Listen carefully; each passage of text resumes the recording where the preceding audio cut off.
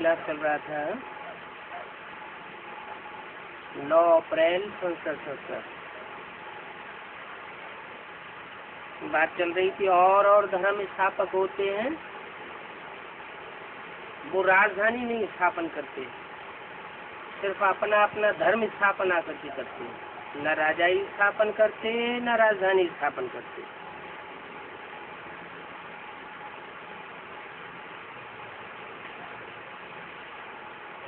और तुम जो कुछ देते हो शिव बाबा को देते हो, इनको तो देते नहीं हो। इनको माना ब्रह्मा बाबा को तो देते नहीं हो,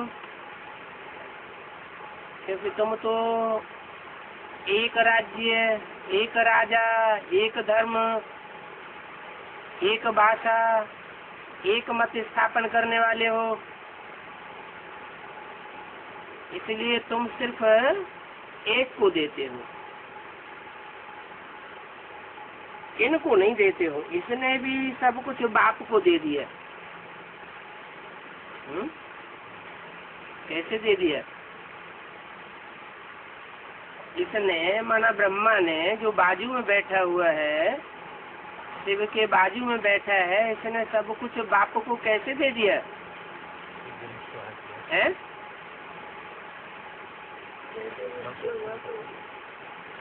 इनको कैसे दे दिया? बाप को कैसे दे दिया?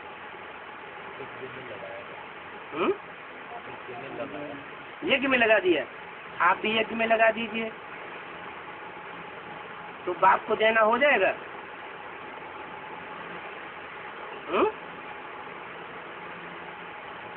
बाप का समर्पण बुद्धि हो गई। बाप की समर्पण बुद्धि हो गई। बाप माना क्या?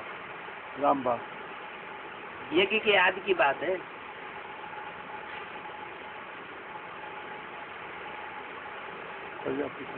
हाँ, प्रजापिता को अर्पण किया ना यज्ञ के आदि में, जिसने रास्ता बताया उसको अर्पण किया। तो इसने भी सब कुछ बाप को दिया, इसलिए दिया कि बच्चों के काम आ जाए। तो जो कुछ देना हो सो बाप को दो। क्या कहा? अब बच्चों से बोला जो कुछ देना हो सो बाप को दो, इनको नहीं दो। कैसे दें बाप को? यज्ञ के आदि में जो प्रजापिता था वो तो चला गया, उसके लिए तो बोल दिया राम फेल हो गया, तो किसको दे?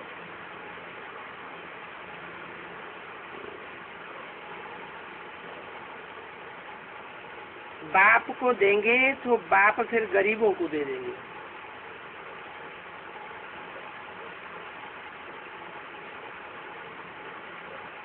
गरीब निवाज बाप है ना।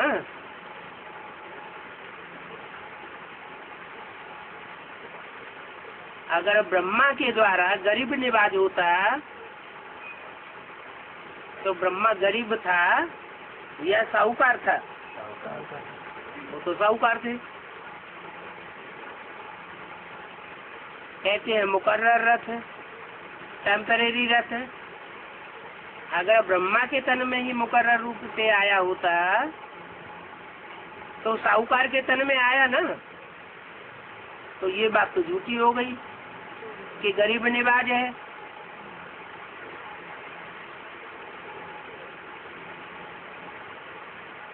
राम के लिए गाया जाता है, राम राजा, राम प्रजा, राम साहूकार।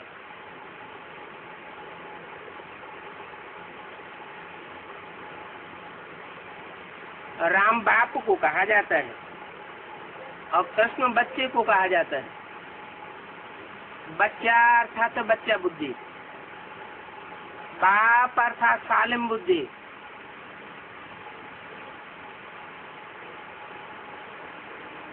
तो बाप कहते हैं ये देह भी दे दो, बाकी अपन को आत्मा समझ बाप को याद करो। बाप तो दाता है, न तुम्हारी धन संपत्ति लेता है, न तुम्हारी देह को लेने आया है। वो लेने आया है या देने आया है? दाता है या लेता है?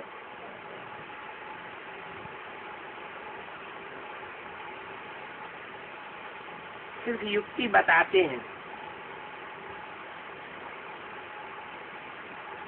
इससे ममत्व मिटाकर नई दुनिया में ममत्व रखो।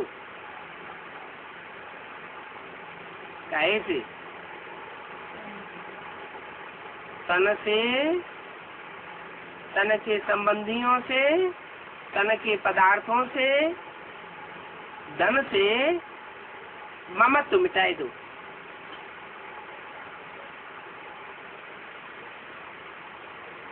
ये पुराना चोला छोड़ना है। अभी हम पावन संबंध में जाते हैं, तो ये पुराने पतित संबंधों से ममत्व क्यों लगावे? अगर लगाए रखेंगे तो अंत मते सोगति हो जाएगी। मान लो पत्नी है, ये पुरानी दुनिया का पुराना संबंध है या नया संबंध है? पुराना संबंध है और ममत्व तो लगा रहा है।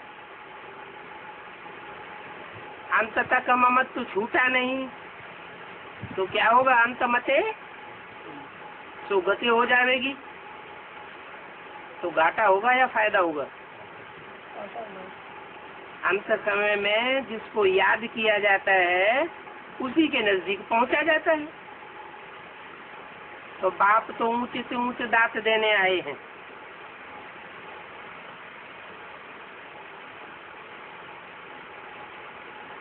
पुराना चोला है परंतु इससे फिर नया मिलता है। इसलिए इस चोले की भी संभाल रखनी है, बाकी ममत्व तो नहीं रखना है। भोजन भी पवित्र बनाना है, खाना है, मगर बच्चों में अभी पूरी समझ न होने के कारण बच्चे एक दूसरे से नफरत करते रहते हैं, आपस में भी और बाप से भी नफरत करते रहते हैं। तो ऐसे बच्चे फिर पद क्या पावेंगे?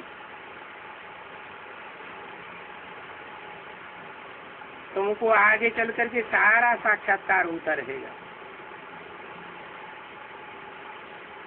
फिर उस समय ध्यान आवेगा, ओह ये तो हमने बहुत गफलत कर दी। बाप तो फिर भी कह देते हैं भाभी इनकी तकदीर में यही है तो क्या कर सकते हैं। रोज रोज समझाते रहते हैं खीर खंड होकर के रहो। जैसे खीर होती है, चावल चीनी दूध तीनों एक हो जाते हैं, तो लून पानी होकर न रहो, खीर खंड होकर के देखो। ट्राई करो। नारायण को कहाँ दिखाते हैं? क्षीर सागर में दिखाते हैं। ये तो जानते हो कि अभी हम विषय सागर में पड़े हुए हैं, परंतु अपन को चेंज तो करना है। ओम शांति। आज का प्रातः क्लास है 11 अप्रैल 1967 का। रिकॉर्ड चला है जाग सजनिया जाग।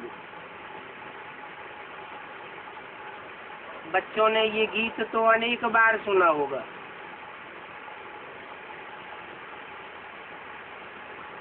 साजन सजनियों को कहते हैं और उनको साजन तब कहा जाता है जब शरीर में आते हैं। ऐसे नहीं, बिंदु को साजन कहा जाता है।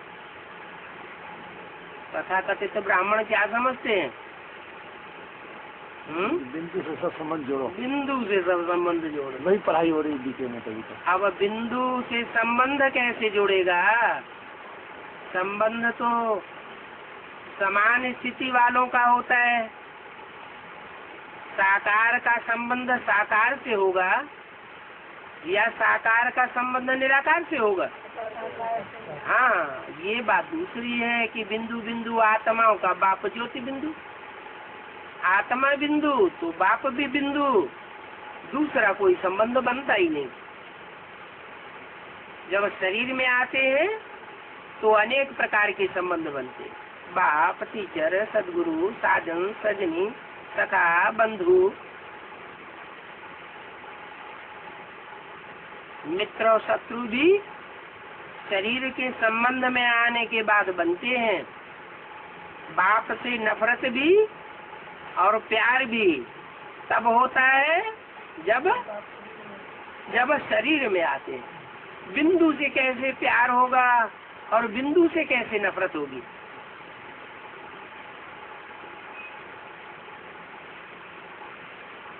तो बोला उनको साजन तब कहा जाता है जब शरीर में आते, नहीं तो वो सिर्फ बाप है। नहीं तो माना स्टेज में है। हाँ, जब शरीर में नहीं होते हैं, सिर्फ बिंदु है, तो बिंदु बिंदु आत्माओं का बाप है और हम उसके बच्चे हैं, बच्चियां भी नहीं, भाई बहन भी नहीं है। वो हमारा बाप, हम उसके बच्चे। तो तुम बच्चे हो ना, तुम सब शक्तियां हो, भगवान को याद करती हो, ब्राइड ग्रूम को याद करती है, सबका मासूक है ब्राइड ग्रूम। तो बैठ बच्चों को समझाते हैं। बैठ का मतलब क्या हुआ? बिंदु नहीं समझाता है, साकार होकर के समझाता है। और कौन समझाता है? Bride groom.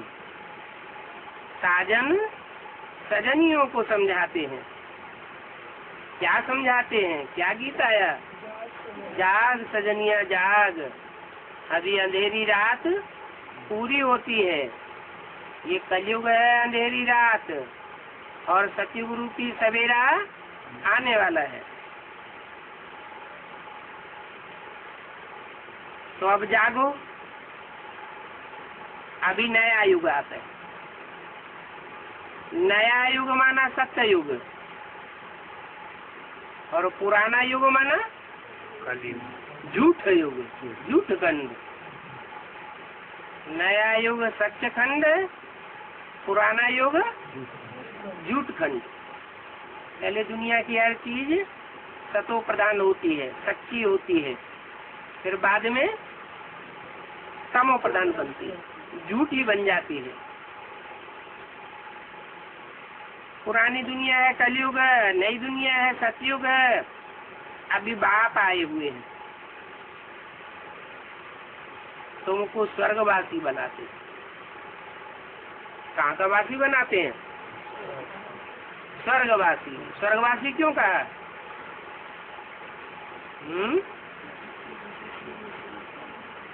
तो मैंने आत्मा गो मैंने है? तो मैंने आत्मा गो मैंने गया, आत्मिक स्टेज सुनाई। हाँ, स्वर्गवासी बनाते हैं माना जो जो स्वस्थिति में स्थित होते जाएंगे वो स्वर्ग का अनुभव करते जाएंगे, परिस्थिति से पार होते जाएंगे। पर खलास, मैं और मेरा बाप, उसमें सारी दुनिया जैसे समाई हुई है।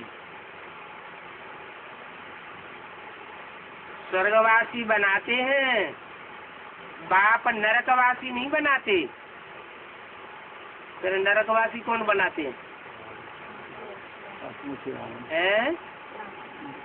रावण, पांच पुरुष। नाम ही है नरक। नर माना मनुष्य, का माना करने वाला। मनुष्य जो कुछ करते हैं वो नरक बनाते हैं।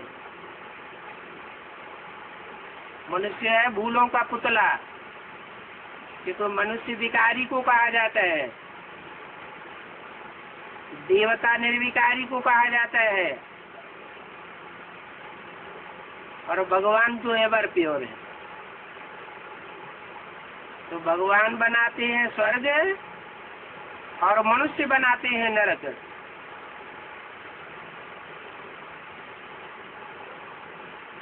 तो समझो कि कोई मनुष्य तो स्वर्ग बना ही नहीं सकते,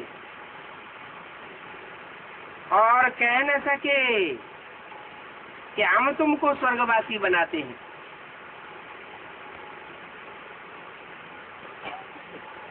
कोई महान से महान मनुष्य हुए हो, कोई नहीं कह सकते। महान से महान कौन कौन हुए हैं? महान पिताएं हुए हैं, धर्म पिताएं,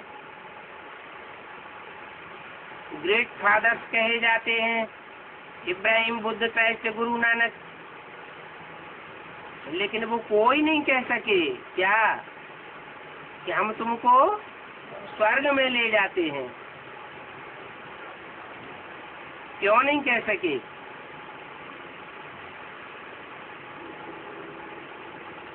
कोई कारण होगा। वो अपने स्वर्ग नहीं जाएगा, इसलिए नहीं कह सके कि वो अंदर से जानते हैं कि हम भिखारी हैं।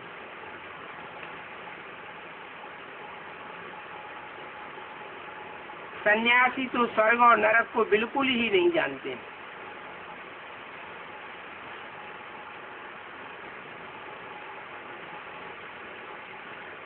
अगर वो ये जाने कि स्वर्ग अलग चीज है, नरक अलग चीज है, तो घरघाट को छोड़ के न भागे। वो समझते हैं घरघाट को हम छोड़ देंगे तो हम नरक से छूट गए।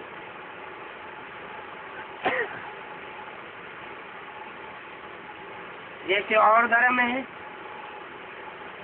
वैसे ही सन्यासियों का भी एक धर्म है, माना। और धर्म है, वो भी किसी हद तक सन्यासी हैं। उनको प्रवृत्ति मार्ग का धर्म नहीं कहेंगे।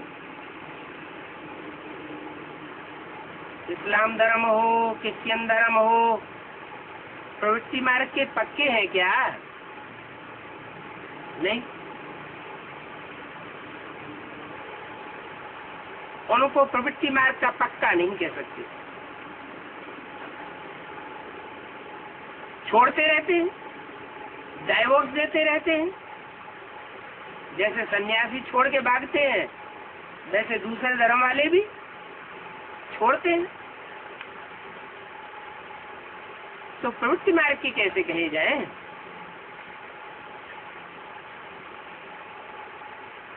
तो वो धर्म कोई भी आदि सनातन देवी देवता धर्म के नहीं। आदि सनातन देवी देवता धर्म को भगवान ही आकर के स्थापन करते हैं।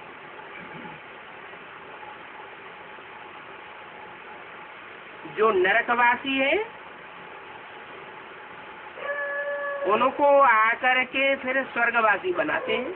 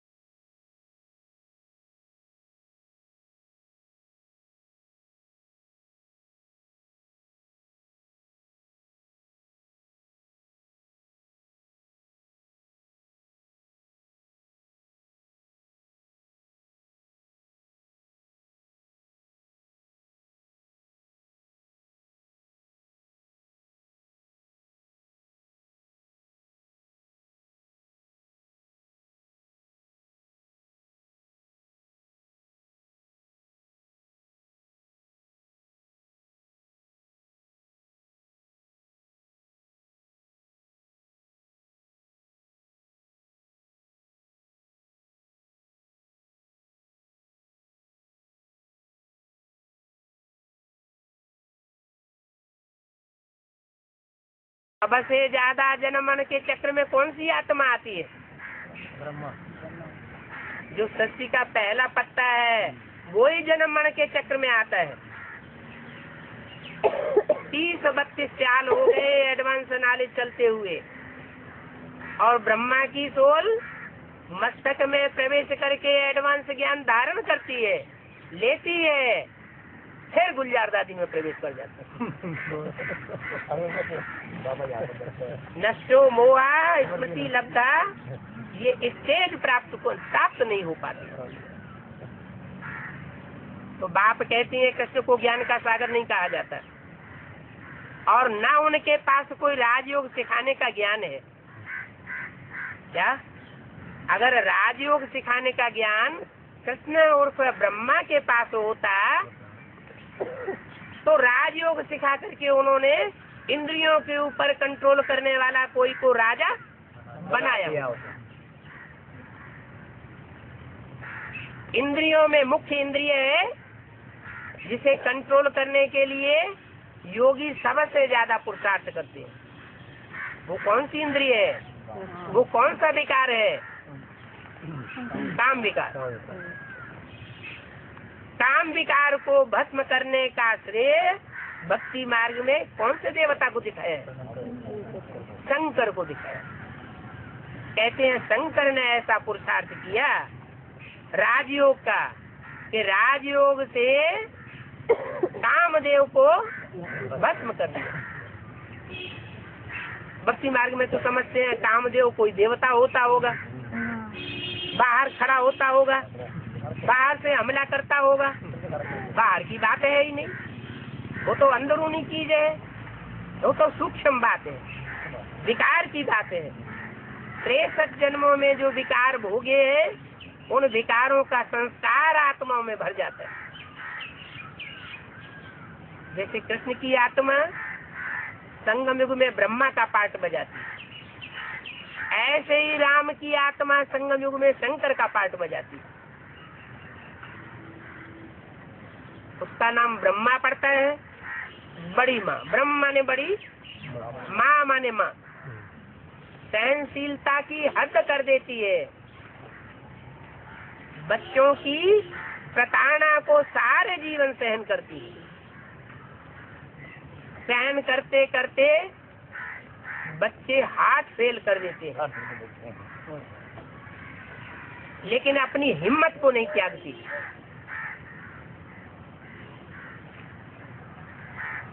देहम वा पातयामी, शरीर बल छूट जाए, कार्यम वा साधयामी, लेकिन कार्य को पूरा करके हटेगी। तो वो सोल कोई ब्राह्मण बच्चे का आसरा लेती और फिर अपनी पढ़ाई चालू करती है, पढ़ाई को छोड़ नहीं देती।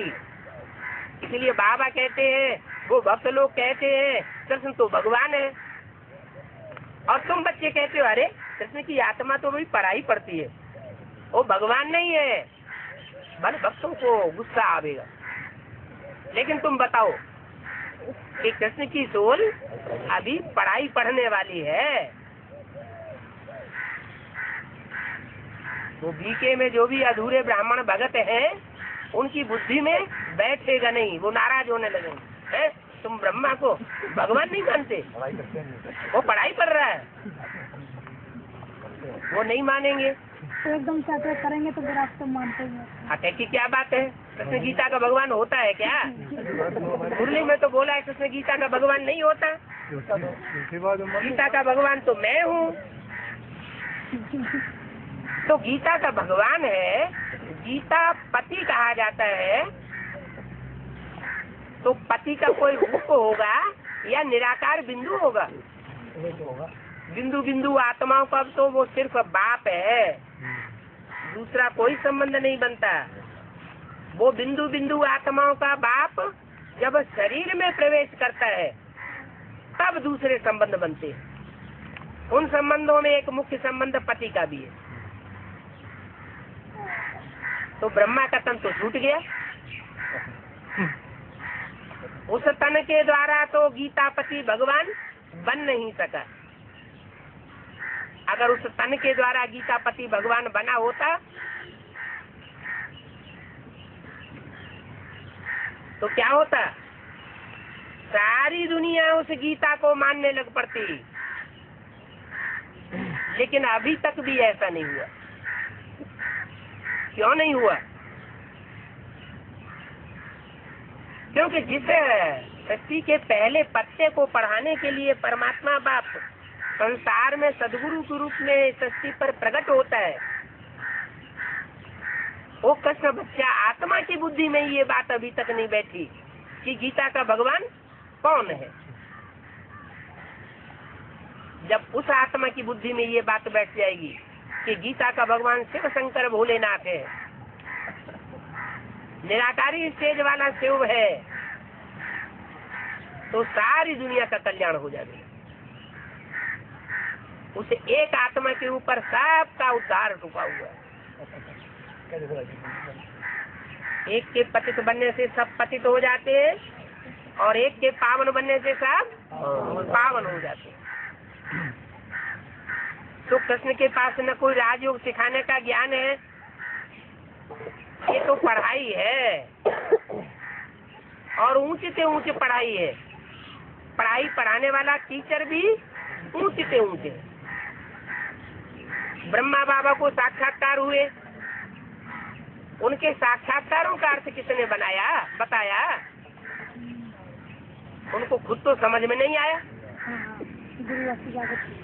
अगर वही सबसे ऊंचा साकार रूप होता गुरु का तो फिर उनकी समझ में आना चाहिए। लेकिन वो तो भटकते रहे, गुरुओं से पूछा, वाराणसी विद्वान आचार्यों से पूछा, कोई ने नहीं बताया। तो आखिरी उनकी बुद्धि अपने जीवन के अनुभव के आधार पर जिस व्यक्ति को उन्होंने सबसे जास्ती होशियार समझा उस व्यक्ति के पास पहुंचे। वो था उनका भागीदार। और वहां जाते जाते उनके सारे प्रश्नों का समाधान साक्षात्कार के संबंध में मिल गया। तो उससे साबित क्या हुआ? यही बात साबित हुई कि ब्रह्मा से भी ऊंची कोई हस्ती यज्ञ के याद में थी, जिनके लिए भोला मुरली में ऐसे ऐसे बच्चे थे जो मम्मा बाबा को डायरेक्शन देते थे, ड्रिल कराते थे, टीचर बन करके बैठते थे। हम समझते थे ये तो बहुत अच्छा नंबर माला में आ गया।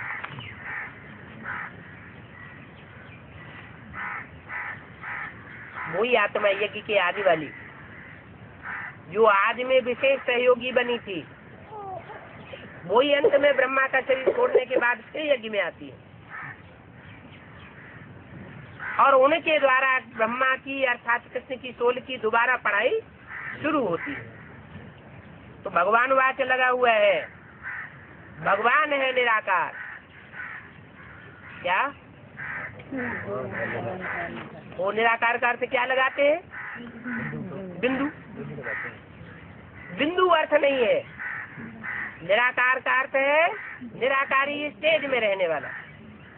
ऐसे नहीं कि भगवान साकार बनता ही नहीं, साकार बनता है, मनुष्य तन का आधार लेता है, लेकिन ब्रह्मा के द्वारा वो साकार ही रहता है। क्योंकि माता होती है साकार और बाप होता है बीज। बीज माना निराकार, सूक्ष्म। ये बाबा अतिरिक्त पक्का कराते हैं किसी को भी समझाने के लिए, क्योंकि उस तरफ माया का जोर बहुत है। क्या? इस तरफ उस तरफ और इस तरफ राम का जोर बहुत है। उनको तो अपने फॉलोअर्स बहुत चाहिए। उनको क्या चाहिए? बड़े बड़े प्रोग्राम करते हैं, मेगा प्रोग्राम। वो किस लिए करते हैं? कि ढेर सारी पब्लिक इकट्ठी हो जाए। बाप कहते हैं मैं ढेर इकट्ठा नहीं करता हूँ, मैं कौन सा वंश इकट्ठा करता हूँ? मुझे सूर्यवंशी बच्चे चाहिए। और जो ढेर के ढेर वंश है, चंद्रवंश है, और वहां से लेकर के इस्लाम, बौद्ध, क्रिश्चियन आदि, वो मेरे काम के नहीं है। क्या? वो मेरे काम के नहीं है, मेरा फाउंडेशन नई दुनिया का नहीं लगावेंगे। नई दुनिया का फाउंडेशन लगाने वाले सूर्यवंशी बच्चे हैं। इसलिए गीता में लिखा गया है कि मैं जब आता हूँ तो पहले पहले ज्ञान किसको देता हूँ? सूर्य को ज्ञान देता हूँ। क्यों? चंद्रमा को क्यों नहीं देता?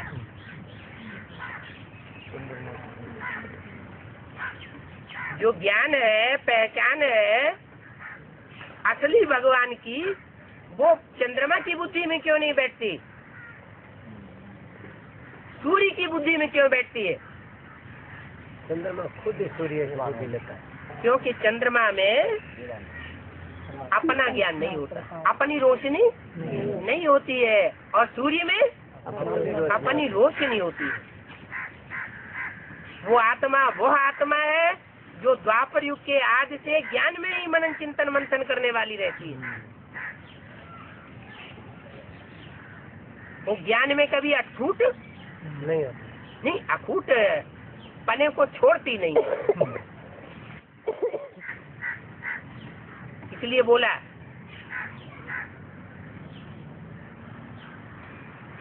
कि सत्य कभी नष्ट नहीं होता, और झूठ को पांव नहीं होते हैं। झूठ कितना भी पावरफुल हो, फिर भी एक टाइम ऐसा आता है झूठ भाग खड़ा होता है, और सच्चा स्थिरियम रहता है। तो उस तरफ माया का जोर बहुत है, उनको तो अपने फॉलोअर्स बहुत चाहिए। यहाँ तो वो बात नहीं है। यहाँ तो बाप कहते हैं, त्रिमूर्ति में भी उन भक्ति मार्ग वालों ने तो दिखाए हैं 3 शेर, लेकिन बाप कहते हैं वो 3 शेर नहीं है। क्या है?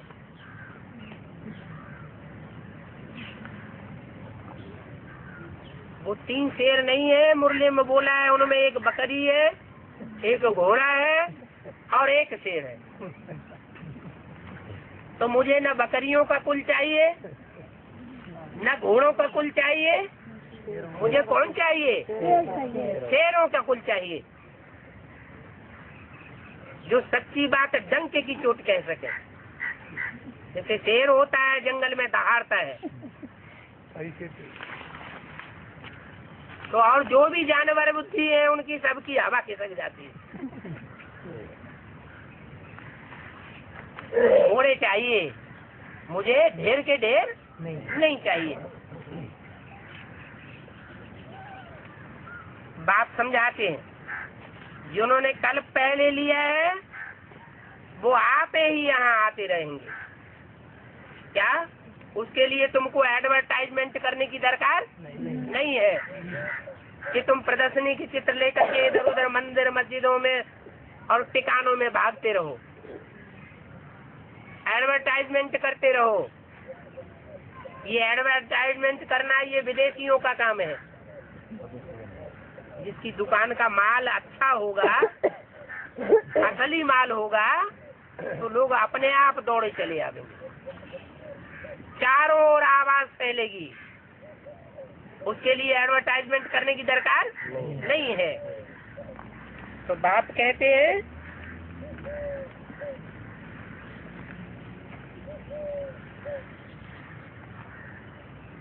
जिन्होंने कल पहले लिया होगा वो आप ही आवेंगे, उनको निमंत्रण देने की भी दरकार नहीं है, उनको बुलाने की भी दरकार नहीं है। बाकी बाकी के प्रोग्राम करके उनको आकर्षित करने की दरकार नहीं है। ऐसे नहीं,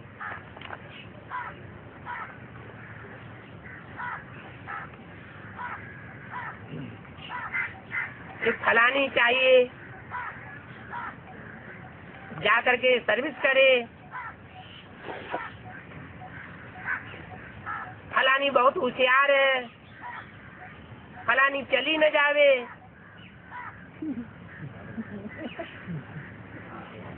इसको पकड़ना है। नहीं, बाप कहते हैं जिसको जाना हो चला जाए, किसी को पकड़ करके बैठाने की दरकार नहीं है। कौन जावेगा? जो निश्चय बुद्धि नहीं। जो निश्चय बुद्धि नहीं होगा वही तो जावेगा। जिसकी बुद्धि में निश्चय पक्का बैठ गया होगा कि बाप आया हुआ है, वो छोड़ करके जावेगा क्या? चली जावे तो चली जावे।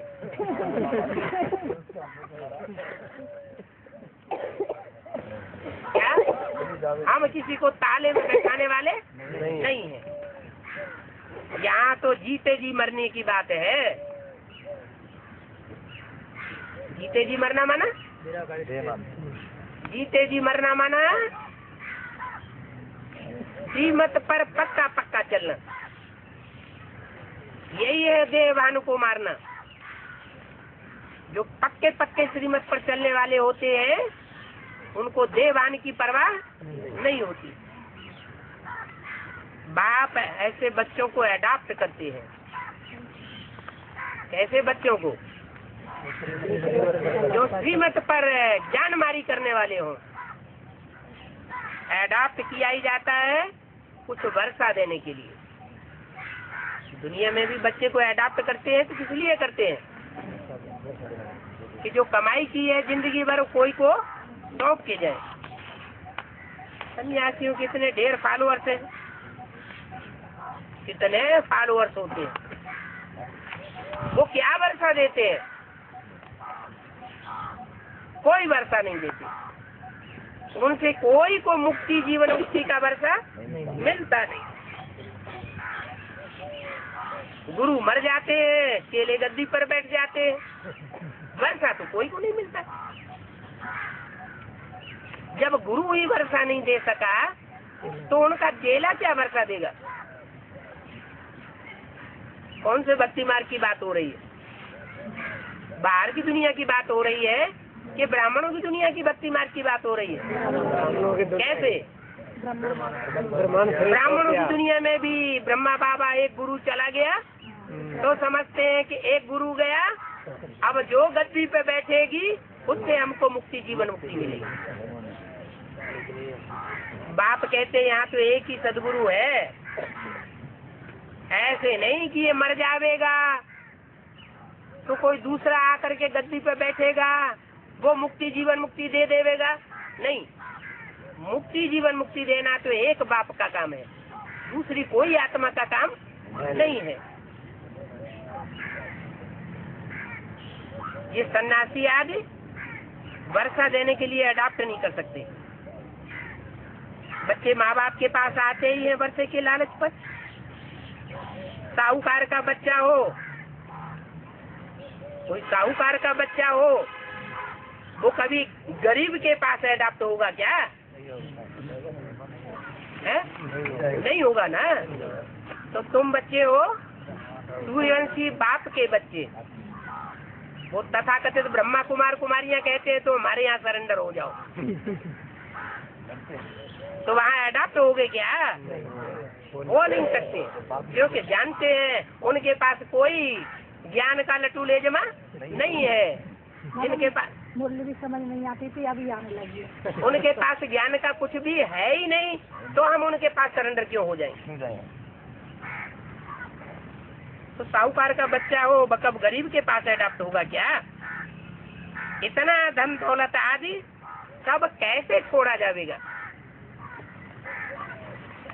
अडॉप्ट करते हैं साहूकार। अभी तुम जानते हो बाबा हमको स्वर्ग की बात कही देते हैं क्या? तुम जानते हो, वो नहीं जानते। वो समझते हैं हम यहाँ शरीर छोड़ जाएंगे ब्रह्मा बाबा की तरह, फिर अगले जन्म में हमको बादशाही मिलेगी। जैसे अंधेरी कोठरी में कोई लठ मारे का एक सांप मार देंगे, तो ऐसे होता है क्या? तो जो हमको स्वर्ग की बादशाही देते हैं हम उनके क्यों नहीं बनेंगे? हर एक बात में लालच तो रहती है ना। जितना बहुत पढ़ाई पढ़ेंगे, पढ़ाई ऊंची ऊंची पढ़ते जाएंगे तो तुम्हारा लालच बहुत बढ़ता जाएगा कि हम ऊंच पद पावे। हाई स्कूल पढ़ाई पढ़ता है तो बुद्धि में आता है चपरासी तो बन ही जाएंगे। फिर BA MA करते हैं तो लालच और ज्यादा बढ़ जाती है। फिर कोई डिप्लोमा पास कर लेते हैं डॉक्टरी का तो और लालच बढ़ जाती है। हजारों हजार कमा देंगे। तो यहाँ भी बाप लालच देते हैं। तुम भी जानते हो बाप ने हमको अडॉप्ट किया है वर्षा देने के लिए। कौन सा वर्षा देने के लिए? सिर्फ स्वर्ग का वर्षा देने के लिए नहीं, स्वर्ग की बादशाही देने का वर्षा देने के लिए। बाप भी कहते हैं तुम सबको हम फिर से 5000 वर्ष पहले मुआफिक अडॉप्ट किए हैं। जैसे पहले अडॉप्ट किया था अभी भी अडॉप्ट किया है। तुम भी कहते हो बाबा हम आपके हैं। 5000 वर्ष पहले भी हम आपके बने थे। तुम प्रैक्टिकल में कितने ब्रह्मा कुमार कुमारियां हो? कितने हो? हैं? प्रैक्टिकल में कितने ब्रह्मा कुमार कुमारियां हो? प्रजापिता भी तो नामी ग्रामी है ना। ब्रह्मा नामी ग्रामी नहीं है उतना। कौन नामी ग्रामी है? प्रजापिता ब्रह्मा नामी ग्रामी। कहाँ नामी ग्रामी है? अरे भक्ति मार्ग में शास्त्रों में प्रजापिता का नाम आया है ना, तो नामी ग्रामी हुआ ना। जब तक शूद्र से ब्राह्मण न बनो तो देवता बन नहीं सकते। शूद्र से ब्राह्मण बनते हो ब्रह्मा द्वारा, और फिर ब्राह्मणों को देवता बनाता हूँ राजयोग के द्वारा। ब्राह्मण तो देवता बनते हैं, संपूर्ण ब्राह्मण तो संपूर्ण देवता, अधूरा ब्राह्मण देवता नहीं, हाफ कास्ट ब्राह्मण माना देवता नहीं।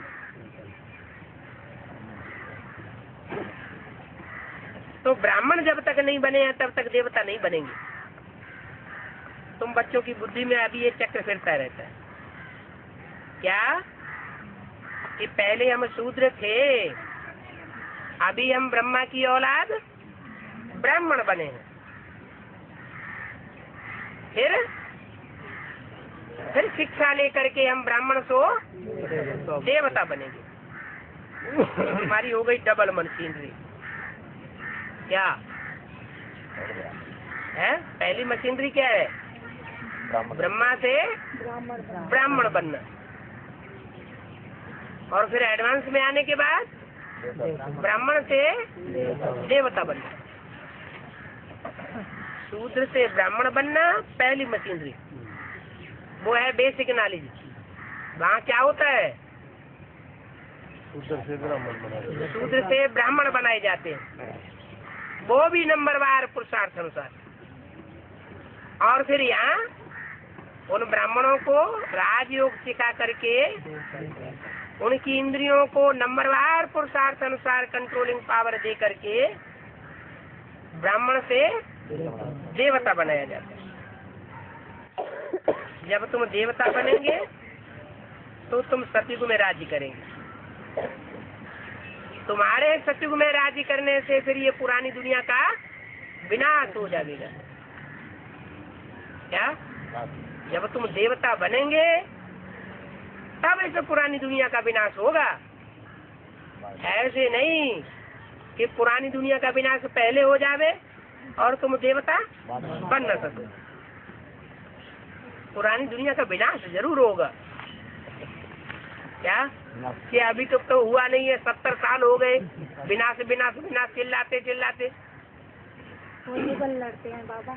हाँ, लेकिन ऐसे है नहीं। विनाश तो होगा, लेकिन पहले तुम मनुष्य से देवता बनते हो। पूरा निश्चय नहीं बैठता है तो फिर बहुत चलते चलते थक जाते हैं और चले जाते हैं। कौन चले जाएंगे? जिनको निश्चय नहीं बैठता है वो चले जाते हैं।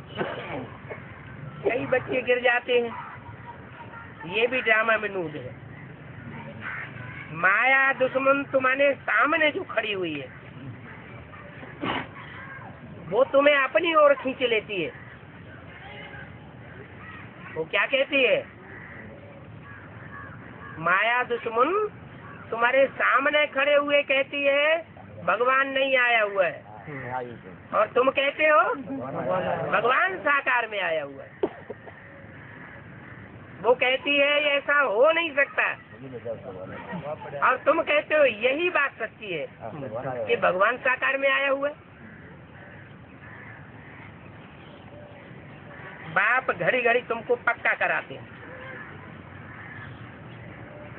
देखो, माया के चंबे में फंस नहीं जाना। माया बहुत पासे फेंकती है, नहीं तो अपनी तकदीर को लकीर लगा लेंगे। बाप ही ये बात पूछ सकते हैं क्या कि आगे कभी मिले थे? कहाँ मिले थे? नहीं, यज्ञ के आदि में भी मिले थे।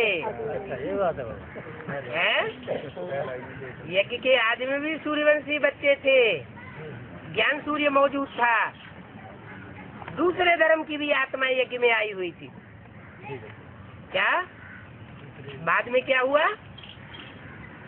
यज्ञ कुंड से विनाश ज्वाला प्रज्वलित हुई स्थापना के साथ साथ। अब देखो वाणी में बोला स्थापना के साथ साथ यज्ञ कुंड से विनाश ज्वाला प्रज्वलित हुई।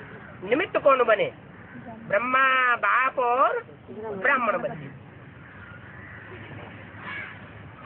तो ब्रह्मा तो हुआ चंद्रवंशी,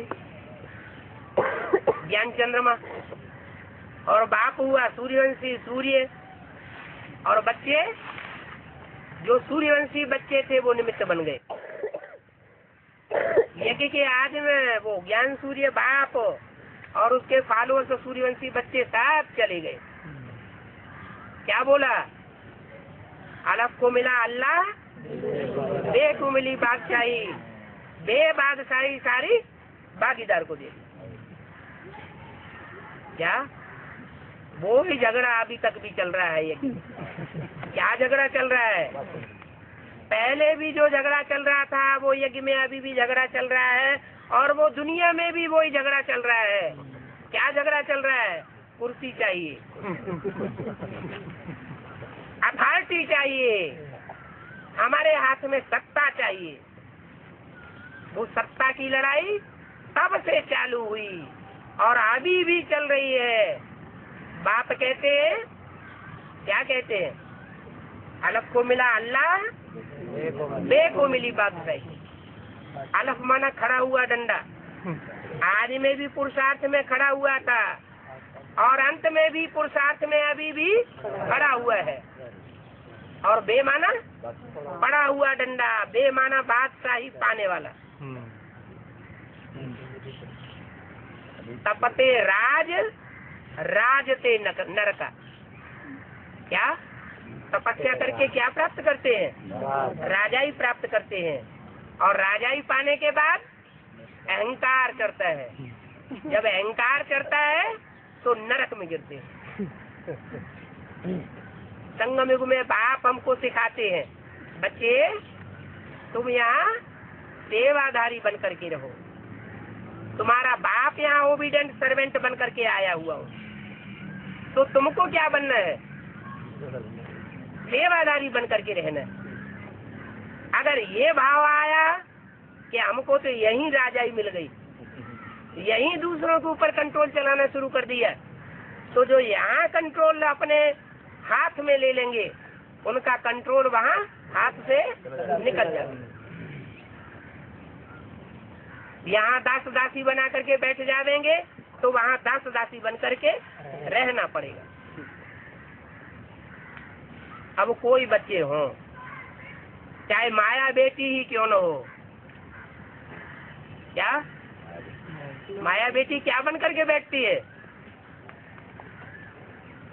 मालिक बन करके बैठती है, हुक्म चलाती है। तो सतयुग जब शुरू होगा तो सतयुग में माया बेटी क्या बन जाएगी? दासी बन जाएगी माया।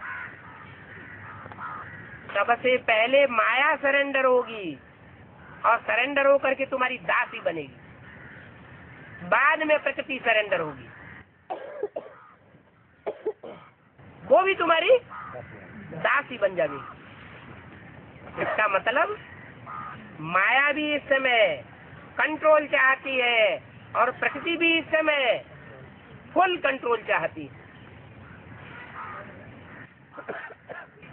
बाप दोनों की आशाएं पूरी करते हैं। माया के हाथ में भी फुल अथॉरिटी दे दी। ब्रह्मा ने शरीर छोड़ा और माया बेटी के हाथ में सारी सत्ता आ गई। अभी एडवांस में प्रकृति माता के हाथ में सारी सत्ता आने वाली है। प्रकृति माता कहो, दुर्गा कहो, जगदम्बा कहो, गीता माता कहो। गीता ज्ञान से स्वर्ग की बादशाही का वर्षा मिलता है, लेकिन बाप द्वारा मिलता है। ब्रह्मा के द्वारा स्वर्ग के गेट खोलते हैं,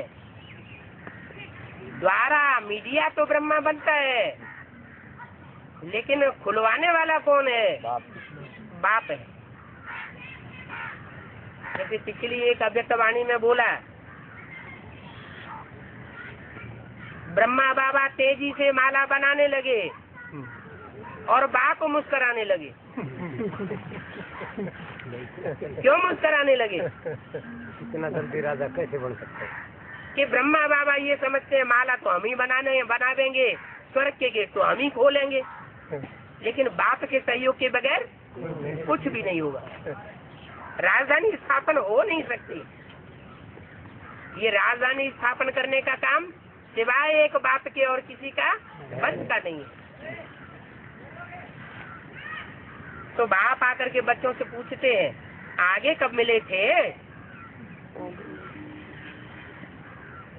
तो बच्चों की बुद्धि में आवेगा कि हम यज्ञ के आज में भी मिले थे। बूढ़े बाबा कहेंगे हम कैसे मिले थे, हम तो 70 साल से ऊपर के हो गए हैं, फिर हम कैसे मिलेंगे? मिले थे। उस समय तो यज्ञ की शुरुआत ही नहीं हुई थी। कौन से सन का जन्म है?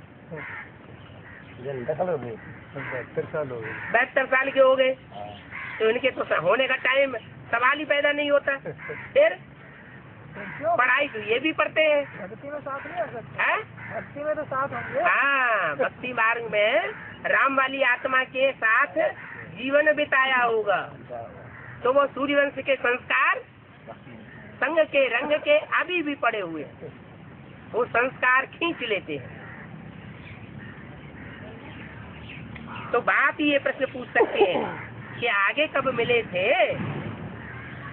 तो जो बच्चे होंगे वो कहेंगे हम आगे भी मिले थे और अभी भी मिल रहे हैं और आगे भी जन्म जन्मांतर मिलते ही रहेंगे। और कोई ये बात पूछने का अकल नहीं आवेगा, न पूछने का अकल आवेगा, न जवाब देने का अकल आवेगा। तुम बच्चों की बुद्धि में ये बात फट से बैठ जाती है। बाप कहते हैं मुझे भी फिर से गीता ज्ञान सुनाने आना पड़ता है। क्या कहा? बाप कहते हैं मुझे भी गीता ज्ञान सुनाना आना पड़ता है फिर से। आज में भी संस्कृत की गीता पढ़ करके सुनाते थे, अर्थ करके बताते थे। जो आज में हुआ तो अंत में भी होना है। जब गीता की 108 टीकाएं 108 धर्म संप्रदायों के द्वारा निकल सकती है, मठ पंथधारियों के द्वारा निकल सकती है, तो ज्ञान के अनुसार गीता का टीका नहीं निकल सकती? निकलेगी और विद्वान आचार्यों की समझ में आवेगी भी। तो मैं गीता का ज्ञान सुनाने आता हूँ, पहले भी आया था, पहले भी गीता ज्ञान सुनाया था और अभी भी गीता का ज्ञान आकर के सुनाता हूँ, आकर के रावण की जेल से छुड़ाता हूँ। मुझे ही आकर के छुड़ाना पड़े? बेहद का बाप बेहद की बातें समझाते हैं। हद की बुद्धि वाले बच्चे हद की बुद्धि ले जाते हैं, और जो मेरे बेहद के बच्चे हैं वो उन बातों को बेहद में समझते हैं। रामायण आदमी कितनी लंबी चौड़ी कथाएं लिखी हैं। अभी 10 सिरों वाला कोई मनुष्य होता है क्या? 10 सिरों वाला मनुष्य होगा तो उसकी पैदाइश कैसे होगी? ये तो हो नहीं सकता कि 10 सिरों वाला कोई मनुष्य हो तो उसकी वंशावली में भी कोई होना चाहिए। 2-4 सिर वाला तो कोई होता। 10 सिर का मतलब है कि 10 मतें इकट्ठी होकर के संगठित हो जाती है, और वो संगठित होकर के सारी दुनिया के ऊपर कंट्रोल करते हैं। और जो बाप की मत है वो 2500 साल से दबा दी जाती है। 2500 साल इस दुनिया में राम बाप का राज्य चलता है, और 2500 साल रावण के 10 सिरों का राज्य चलता है। अभी ये 10 सिरों वाले रावण का राज्य खलास होने वाला है। 10 धर्म बाबा, 10 धर्मों का राज खत्म होने वाला है। 10 धर्मों का राज खत्म होने वाला है। सब धर्मों का राज्य खलास होने वाला है। जो देवी देवता सनातन धर्म था वो भी हिंदू धर्म हो गया, वो भी तामसी हो गया। बाप कहते हैं सब धर्म तमो प्रधान हो जाते हैं। एक एक आत्मा के ऊपर रावण का राज्य चल रहा है।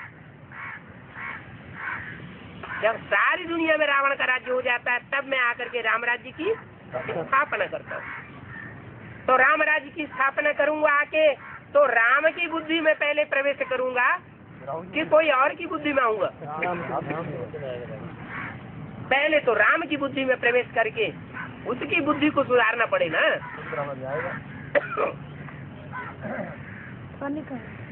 अभी कोई शस्त्र वाला मनुष्य नहीं होता है। रावण को 10 सिर दिखाते हैं और राम को एक सिर दिखाते हैं। देखो यादगार है, अभी भी चल रही है। अर्थ नहीं समझ में आता कि राम को एक सिर क्यों दिखाया है, रावण को 10 सिर क्यों दिखाए। बात तो स्पष्ट है क्या कि एक कीमत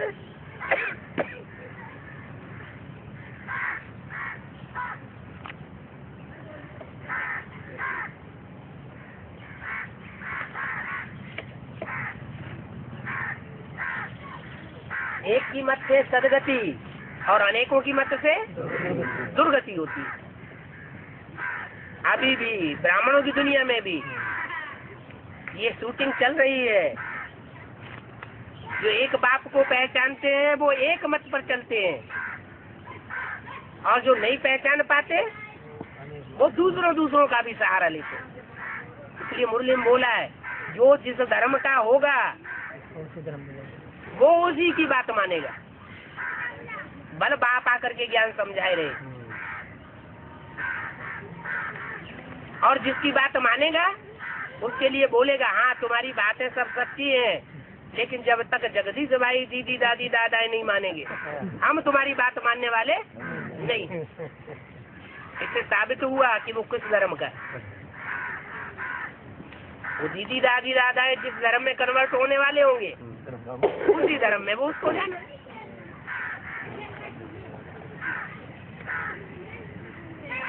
श्री रामचंद्र जिनकी इतनी महिमा करते हैं, कृष्ण से भी राम को ऊपर ले गए हैं। कृष्ण को 16 कला संपूर्ण दिखाते हैं और राम को 14 कला दिखाते हैं, फिर भी त्रेता में ले गए और कृष्ण को द्वापर में डाल दिया है। ऐसे राम की फिर सीता चुराई ली गई। अरे जिसकी अपने घर वाले के ऊपर ही कंट्रोल नहीं है, वो फिर दुनिया का राज्य क्या संभालेगा?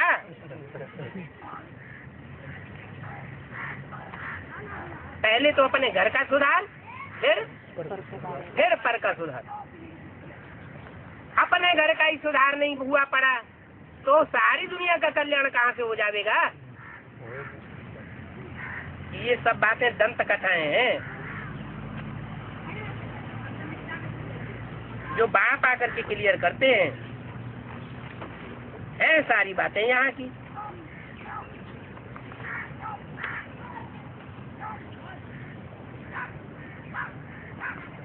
ओम त्रेता में जो राम आया और बताया, भक्ति मार्ग में त्रेता वालों को मानते हैं। अच्छा, और कृष्ण को द्वापर मानते हैं, कृष्ण को सतयुग मानते थे। तो ये कैसे हुआ फिर ये राज्य? ये यहाँ संगम युग का राज है। संगम युग में अभी रामायण भी चल रही है, संगम युग में अभी महाभारत भी चल रहा है, संगम युग में भागवत भी चल रही है, संगम युग में गीता ज्ञान भी चल रहा है, और संगम युग में जयवासुर संग्राम भी चल रहा है। सारा खेल संगम है शास्त्रों में। तो राम जो है, जो त्रेता में दिखाया कि फेल हो गया, बाबा कहते हैं राम फेल हो गया तो त्रेता में जाके चंद्रवंशी बना। वो यज्ञ के आदि में फेल हो गया, फाइनल में नहीं फेल हो गया, आगे फेल हो गया तो उसकी प्रारब्ध वो त्रेता में उसको मिल गई। वो ज्ञान के बाण उसे पूर्व जन्म से मिले हुए, वो आज में फेल हुआ, अगला जन्म लेता है तो ज्ञान के बाण लेकर के असुरों को हनन करता है और फिर राजा ही ले लेता है। उसे कहते हैं विष्णु। राम को जन्म दिखाते हैं तो विष्णु का जन्म दिखाते हैं, राम का हुआ। चाहे कृष्ण का जन्म हो चाहे राम का जन्म हो, दोनों को विष्णु का अवतार दिखाते हैं। तो विष्णु की जो 4 भुजाएं हैं वो कोई अलग से भुजाएं नहीं है। राम के साथ सीता और कृष्ण के साथ राधा, ये 4 आत्माओं के स्वभाव संस्कार का कॉम्बिनेशन जो है वो विष्णु का है। अभी ये विष्णु का राज्य आने वाला है। पहले इन 4 आत्माओं का स्वभाव संस्कार मिलकर के एक होने वाला है। जब ये 4 आत्माओं का स्वभाव संस्कार मिलकर के एक हो जाएगा तो सारे जो भी विश्व धर्म है वो सब डाउन होने लगेंगे। सब मंदिर मस्जिद गिरजाघर चलने लग पड़ेंगे, एक ही बड़ा स्थापन हो जाएगा मंदिर। बहुत बड़ा रिवोल्यूशन होने वाला है।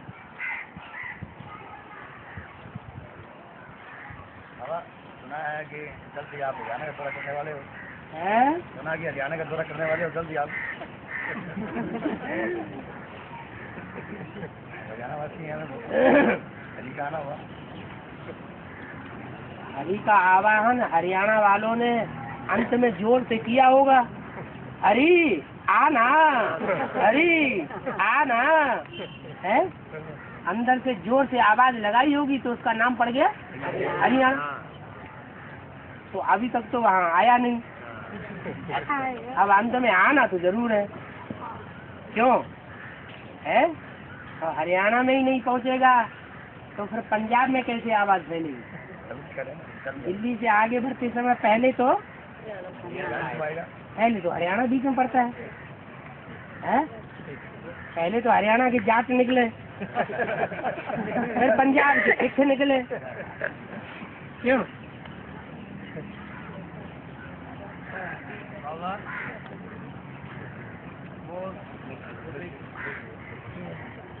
हाँ जी, के वाले से वहाँ जाया करते थे आसन पे, और वहाँ ये पता सच्चाई का पता चलने पहले हमने वहाँ से छोड़ दिया। हाँ अब वो कह रहे हैं कि तुम तो हमारे वो कह रहे हो गाओ हो। हाँ, वो कह रहे हैं कि तुम इस तरह से तो तुमने ऐसे बच्चे कमजोर पैदा क्यों किए जो बहकावे में आ जाते हैं? भगवान के बच्चे पैदा करो ना, तुम तो कहते भगवान आया हुआ है। तो ये कहा बाबा कि सच्चाई पे तुम चलते नहीं, हम तो चलेंगे सच्चाई के साथ ही, हम बुराई के साथ रह नहीं सकते, हम तो सच्चे बाप के बच्चे हैं, इसलिए आपका साथ छोड़ते हैं, सच्चाई का ले लिया, दूसरा छोड़ दिया। इसमें वो क्या उत्तर समझानी पड़ोगे, हम तो बाहुबल से राजा लेते नहीं, हम तो योगबल से लेते हैं, हम बाहुबल चला लो। तुम्हें बाहुबल चलाना हो तो चलाओ, हमारा रक्षक है, हमारे पास होगा तो हमारी रक्षा करेगा।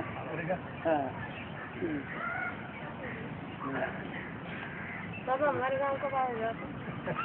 आपका गांव तो परमधाम में है। नहीं बाबा, कई यहाँ से भट्टी की बैठी, कई यहाँ से भट्टी कर रहे हैं बाबा, यही मिलेगा हमको। घर बैठे भगवान मिलेगा।